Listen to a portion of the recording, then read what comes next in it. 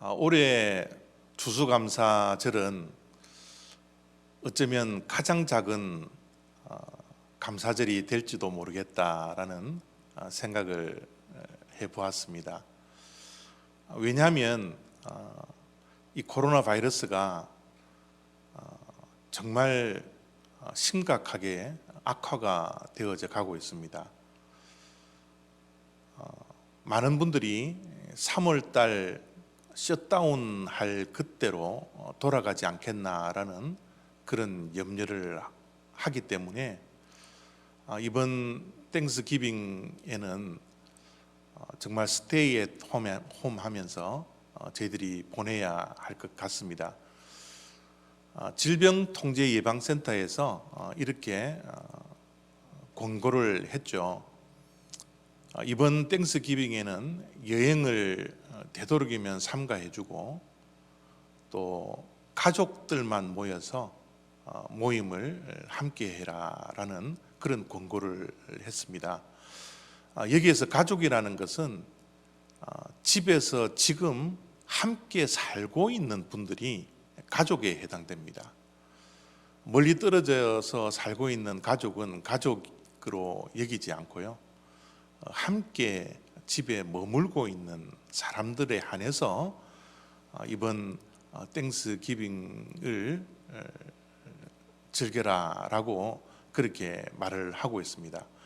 그래서 가장 안전한 방법으로 여러분의 가정에 있는 이들과 집에 함께 있는 것, 이것이 지금 현재 우리들에게 가장 안전한 그런 모임이 될 것이다 라고 말을 하고 있습니다. 땡스기빙은 미국에서 가장 큰 명절이죠. 멀리 떨어져 있는 가족들이 집으로 모여서 함께 즐기고 또 한 해 동안 있었던 감사의 제목들을 나누고 또 만찬을 즐기는 그런 명절이 땡스기빙인데, 이번 명절은 정말 작은 모임이 될 수밖에 없겠다라는 그런 생각을 하게 되었습니다. 작은 명절이지만, 작은 모임이지만 우리의 감사까지 작아서는 안 되겠습니다. 소수의 직계 가족들이 모여서 땡스기빙을 맞이하고 또 그때 함께 식탁에 모여서 식사를 하겠지만, 우리의 감사만큼은 정말 큰 감사가 되는 그런 명절이 되어야 되겠다라는 생각을 합니다. 여러분, 며칠 후에 땡스기빙 가족 모임을 할 때 비록 모임은 작지만 그 모임 가운데 하나님께 주신 그 은혜를 또 1년 동안 헤아릴 수 없는, 셀 수 없는 이미 받았던 그 은혜를 기억하면서 그 가족 모임에 큰 감사가 넘쳐날 수 있는 그런 땡스기빙이 다 되시기를 바랍니다. 오늘 우리가 읽었던 말씀 속에서도 사도 바울이 이렇게 권면을 합니다. 그 안에 뿌리를 박으며 세움을 받아 교훈을 받은 대로 믿음에 굳게 서서 감사함을 어떻게 하라고요? 넘치게 하라. 골로새서는 사도 바울이 감옥에서 골로새 교회에 쓰는 서신서입니다. 감옥에 갇혀서 골로새 교회를 생각하면서 정말 그들이 지금 어떤 모습으로 신앙생활을 해야 될지에 대한 권면을 하고 있는 것이죠. 어떤 신앙생활을 사도 바울이 하기를 원했습니까? 넘치는 감사가 있는 교회. 그냥 조그만한 감사, 한두 번 하는 감사, 그런 감사가 아니라 교회 생활 가운데, 신앙생활 가운데 골로새 교회여, 넘치는 감사가 있었으면 좋겠습니다 라고 사도 바울은 권면을 하고 있습니다. 우리가 어린아이에서 어른이 되기까지 우리가 성장을 하지 않습니까? 그런데 이 성장하는 데 있어서는 반드시 뒤따라오는 단어가 있어야 합니다. 그 성장 뒤에는 성숙이라는 단어가 반드시 뒤따라와야 합니다. 몸은 컸지만, 몸이 커서 어른이 되었지만 미성숙하다면 어른의 역할을 감당하지 못할 거예요. 그래서 성장 뒤에는 반드시 성숙이 뒤따라와야 하는 것입니다. 그런데 우리의 인생을 가만히 들여다보면요, 나이가 우리의 성숙을 보장하지 않더라고요. 나이가 들어서도 여전히 미성숙한 분들이 얼마나 주변에 많이 있습니까? 우리가 나이가 들수록 정말 성숙해서 그 성숙이 또 완숙으로 될 수 있는 그런 어른이 되어야 하는데, 나이가 성숙을 보장하지 않는다라는 이 말을 우리가 이 아침에 꼭 기억할 수 있는 그런 시간들이 되어지기를 바랍니다.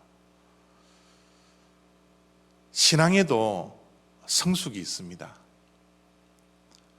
우리의 영적 성숙이 우리의 신앙의 연수에 따라서 그 성숙함이 우리들에게 있어져야 하거든요. 그래야지 바람직한 우리의 신앙이 된다라는 겁니다. 여러분, 우리의 신앙의 성숙의 척도가 무엇일까요? 그것은 다름 아닌 감사가 있느냐, 감사가 없느냐에 따라서 우리의 신앙이 지금 성숙한 신앙이냐, 성숙하지 않는 신앙이냐가 판결될 수가 있습니다. 감사야말로 신앙 성숙의 척도일 뿐만 아니라 우리의 믿음의 감사가 열매가 된다라는 것 꼭 기억하시기를 바랍니다. 지금 이 시간 내 신앙의 모습을 보십시오. 감사가 넘쳐나고 있습니까? 아니면 감사에 인색합니까? 그것을 통하여서 얼마든지 우리의 믿음을 가름할 수 있다는 것을 이 아침에 꼭 기억할 수 있는 저와 여러분들이 되었으면 좋겠습니다. 사도 바울이 골로새 교회를 생각을 하면서 어떤 교회가 되기를 원했을까요? 성숙한 교회입니다. 감사가 넘치는 교회, 믿음의 열매가 감사로 맺어질 수 있는 그 교회, 그 교회가 되기를 원해서 골로새서를 쓰면서 감사함을 넘치게 하라 라고 권면을 하고 있는 것이죠. 이번 땡스기빙 때에는 어떤 감사가 우리의 가정 속에 넘쳐야 할까요? 사도 바울이 골로새 교회를 향하여서 어떤 감사가 있기에 넘치는 감사를 하라고 권면을 하고 있을까요? 물론 오랫동안 한 해 동안 힘들고 어려운 삶 가운데 우리 또한 감사의 조건들, 감사해야 할 일들이 얼마나 많습니까? 사실 차고 넘치죠.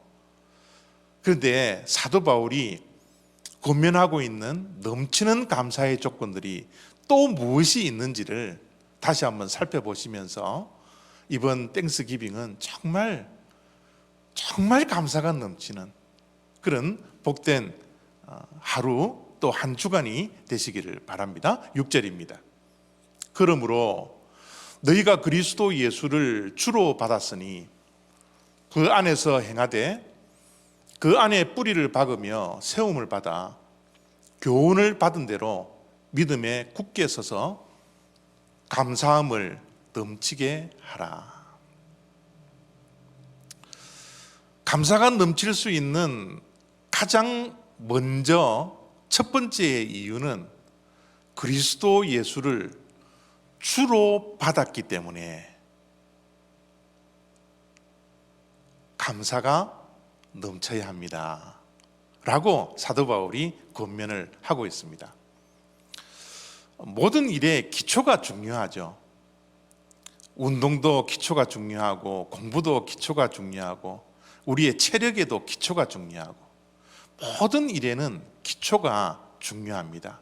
그래서 기초를 우리가 튼튼히 세워야 하는 것이죠. 여러분, 신앙의 기초가 무엇일까요? 우리의 신앙은 무엇으로부터 출발하고 시작됩니까? 우리 신앙의 가장 기초요, 가장 기본은 예수 그리스도를 주로 믿는 믿음입니다. 우리 교회는 예수 그리스도를 주로 믿는 신앙의 공동체죠. 그래서 우리가 예수의 이름으로 모이지 않습니까? 우리 모두는 예수를 믿는 믿음의 공동체입니다. 그렇기에 우리의 신앙의 기초는 예수 그리스도를 주로 믿는 믿음이 우리 신앙의 기초요, 우리 신앙의 출발점이라는 겁니다. 베드로가 그런 고백을 합니다. 주는 그리스도시요 살아계신 하나님의 아들입니다. 이 믿음의 고백, 이 믿음으로 교회가 세워지고 출발되지 않습니까? 그래서 우리 신앙의 기초는 예수 그리스도를 주로 믿는 믿음이다라는 것이에요. 예수 그리스도를 믿을 수 있는 생명이 되었다라는 것, 이것이 정말 은혜입니다. 예수 그리스도를 믿고 있다라는 것, 이것이 얼마나 우리의 삶 가운데 축복인가요? 이 은혜와 복을 생각하면 예수 믿는 것 자체가 우리에게는 감사의 조건이라는 겁니다. 저는 목사의 아들로 태어났습니다. 또 4대째 기독교 집안에서 태어났습니다. 그런데 33살이 되기 전까지는 예수를 믿고 있다는 것이 복인 줄 몰랐어요. 예수님을 내 삶의 주인으로 고백할 수 있는 믿음이 있다는 것이 얼마나 큰 복이고 얼마나 귀한 하나님께서 주신 은혜라는 것을 깨닫지 못했습니다. 그래서 예수님을 믿고 있는 이 믿음에 그렇게 감사가 없었어요. 그런데 신앙의 연수가 33살 이후부터 예수님을 나의 구주로 믿고 고백하는 그 때 이후부터 예수님을 믿고 있다는 것이 얼마나 감사의 조건인지 모르겠다라는, 이 감사의 조건을 날마다 깨달을 수밖에 없다라는 것이죠. 여러분, 지금 현재 힘들고 어렵지만 예수님을 믿는 믿음이 나에게 있다라는 것, 이 사실 하나만으로도 우리에게는 감사가 풍성해지고 부족함이 없는 그 은혜로 통하여서 감사함이 넘치고 있습니까? 이번 땡스기빙 때는 예수를 믿는 믿음 그 자체만으로도 우리의 감사가 넘쳐나는 그런 축복이 우리에게 있기를 원합니다. 감사는 2배의 축복이라 그럽니다. 받을 때 한 번, 또 기억할 때 다시 한 번.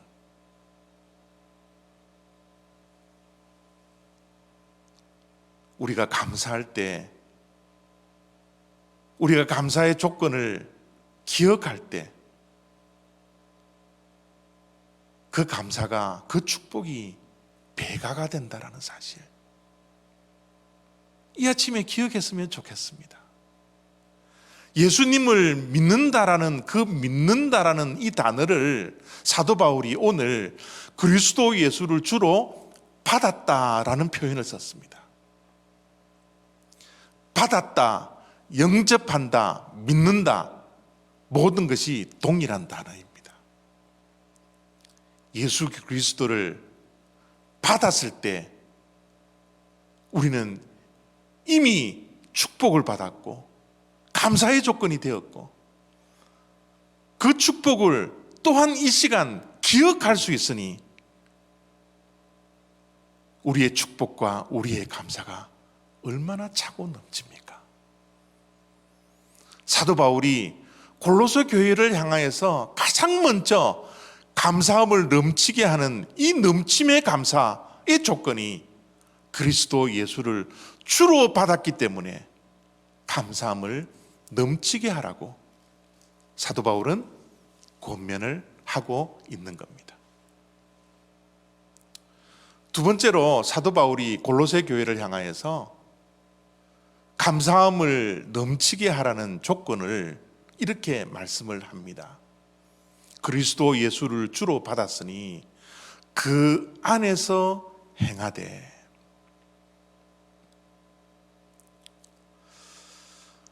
사도 바울이 서신서를 쓰실 때 바울 서신서를 보면 예수 안에서, 예수 안에, in Christ라는 이 단어를 160번 이상 씁니다.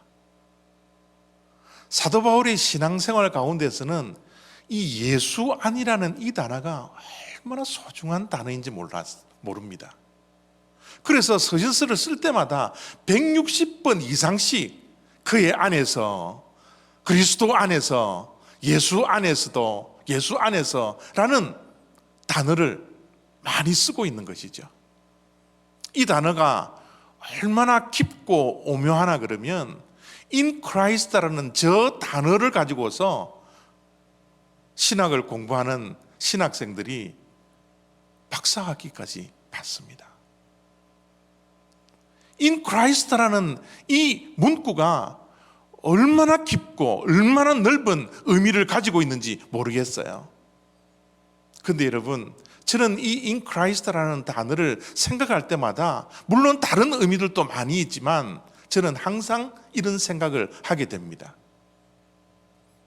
그리스도 예수 안에는 그리스도와 함께하는 것이다. 그리스도 안에 있는 것은 그리스도와 함께하는 삶입니다. 그리스도와 하나가 되는 거예요. 함께하기 때문에 예수와 하나가 되는 겁니다. 그리스도 안이라는 것은 예수와 함께하고 예수와 하나 되는 것이라는 겁니다. 그래서 예수 안에서 우리가 이미 십자가에서 죽어버렸고 예수 안에서 그리스도와 함께 우리는 부활하는 생명이 되더라는 거예요. 그래서 예수 안이라는 이 단어를 생각하면 예수와 함께, 예수가 하나 된 그런 삶이라고 말을 해도 무방하다라는 생각을 늘 하고 있습니다. 그래서 그리스도 안에서라는 것은 우리가 그리스도가 되는 것입니다. 그리스도와 같이 되는 거예요. 우리같이 부족하고 연약한 존재들이 예수 안에 있을 때는 예수 안에서 그리스도와 같은 삶을 살고 누리게 된다는 사실입니다. 사실 그리스도인, 예수쟁이 이런 단어가 우리에게는 얼마나 자랑스러운 단어인지 모릅니다. 내가 예수님처럼 살 수 있다는 것, 예수님 안에서 예수님과 함께 예수님과 하나가 되어서 그리스도인이 되었다는 사실, 그리스도인으로서 예수 안에서 행하는 삶을 살 수 있게 되었다는 이 사실, 이것이 얼마나 감사한 일인지 모르겠습니다. 그리스도인이 되었다는 것, 예수쟁이가 되었다라는 것, 이것 하나만으로도 우리에게는 감사가 넘쳐야 한다라는 거예요. 여전히 우리는 예수 안에서 살지만, 예수님과 함께 살지만 부족하죠. 늘 실수하죠. 늘 실패하죠. 늘 하나님의 말씀에 순종하지 못하는 그런 미성숙함이 우리의 삶 가운데 여전히 존재합니다. 그럼에도 불구하고 예수 안에 있다라는 것, 예수님과 함께 걸어간다라는 것, 예수 안에서 삶을, 그리스도인으로서 삶을 살 수 있다라는 것, 이것이 얼마나 우리에게 큰 감사의 조건입니다. 그래서 사도 바울은 골로새 교회에게 그 안에서 행하되 감사함을 넘치게 하라고 권면을 하고 있는 것이죠. 사도 바울이 또 감사가 넘치는 조건을 이렇게 말씀을 합니다. 그 안에 뿌리를 박으며 세움을 받아. 예수 안에 뿌리를 내리며 세움을 받는 사람이 되었기에 골로새 교회여 감사함이 넘치는 인생을 살아가십시오. 그렇게 권면을 하고 있습니다. 여러분, 우리의 신앙에 흔들림이 때로는 찾아오거든요. 우리의 믿음이 언제 흔들리는 줄 아세요? 우리 믿음이 흔들릴 때는 딱 한 가지 조건입니다. 믿음의 뿌리가 깊게 내리지 못했을 때. 우리의 믿음은 예수 안에서 깊이를 깊이 내려야 합니다. 그래야 우리가 이 세상에 어떠한 일이 있더라도 요동치지 아니하고 흔들리지 않는 그런 믿음을 우리가 가질 수 있는데, 이 세상과 사단 마귀는 우리를 가만두지 않죠. 우리의 믿음이 뿌리를 내리지 못하도록 얼마나 우리를 많이 공격을 합니까? 우리가 대부분 믿음이 흔들릴 때는 우리의 믿음이 그 깊이가 뿌리를 내리지 못했기 때문이라는 겁니다. 오늘 어제죠. 다니엘서 말씀을 통하여서 다니엘의 세 친구의 100점짜리 신앙을 여러분 보셨을 겁니다. 제가 5분 메시지 제목을 100점 만점에 100점이라는 제목을 가지고서 5분 메시지를 전했는데요. 저 다니엘의 세 친구, 느부갓네살 왕의 생명을 위협하는 그 명령 앞에서도 결코 믿음이 흔들리지 않아요. 오히려 더 담대하고 오히려 더 당당하게 당신이 우리를 맹렬히 타오르는 풀무불에 던져 놓더라도 하나님이 우리를 건져 주실 것이라고, 그렇게 하나님께서 하지 아니하실지라도 우리는 저 금신상에 절하지 않을 것이라고, 죽음 앞에서도 흔들리지 않는 그 믿음을 가지고서 느부갓네살 왕에게 담대하게 그들의 신앙을 고백하는 모습을 우리가 보았지 않습니까? 시련 앞에서도 흔들리지 않는 다니엘의 세 친구의 믿음은 어디에서 나왔습니까? 그 믿음이 깊이 뿌리를 내렸기 때문에 그런 100점짜리 신앙의 모습을 우리가 볼 수 있지 않습니까? 겨울 나무를 보면 참 배울 점이 많아요. 이 캘리포니아에는 워낙 날씨가 따뜻해서 겨울 나무에 대해서 그렇게 생각을 안 할지는 모르겠지만, 사실 추운 겨울을 버티고 견디는 겨울나무를 우리가 보면요, 참 배울 점이 많습니다.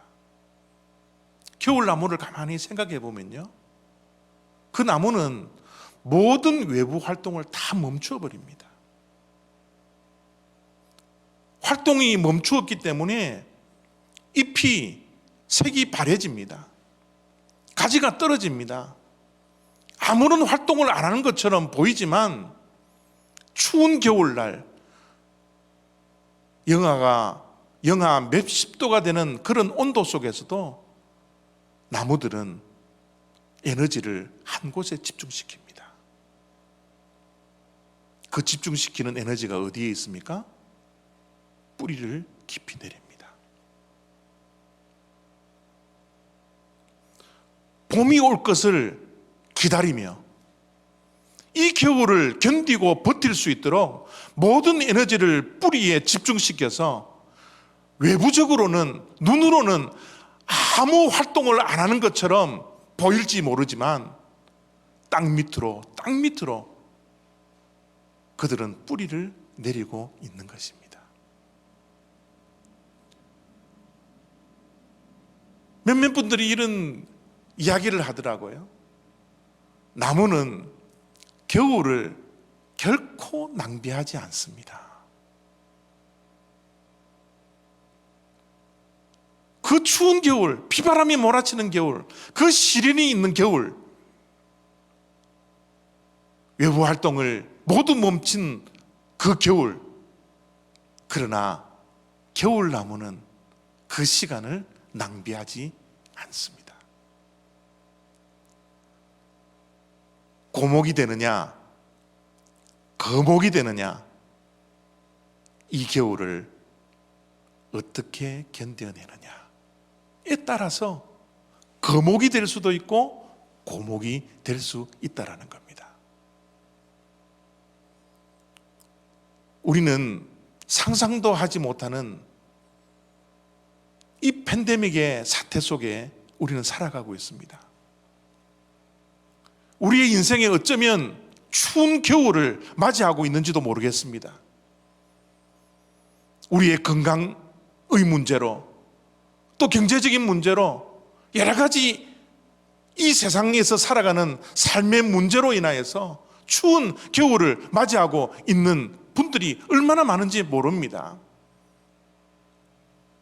그러나 이런 추운 겨울을 맞이할 때마다 우리가 영적으로, 신앙으로 예수 안에서 믿음의 뿌리를 내리고 영적인 뿌리를 내리고 말씀의 뿌리를 내어서 하나님의 때에 봄이 찾아왔을 때 하나님께서 세워주신다면, 그 믿음으로 우리가 겨울을 보낼 수만 있다면, 이 추운 겨울이라 할지라도, 이 어려운 상황이라 할지라도 우리는 시간을 낭비하지 아니하고 우리는 고목이 아니라 거목이 될 그런 희망을 가지고서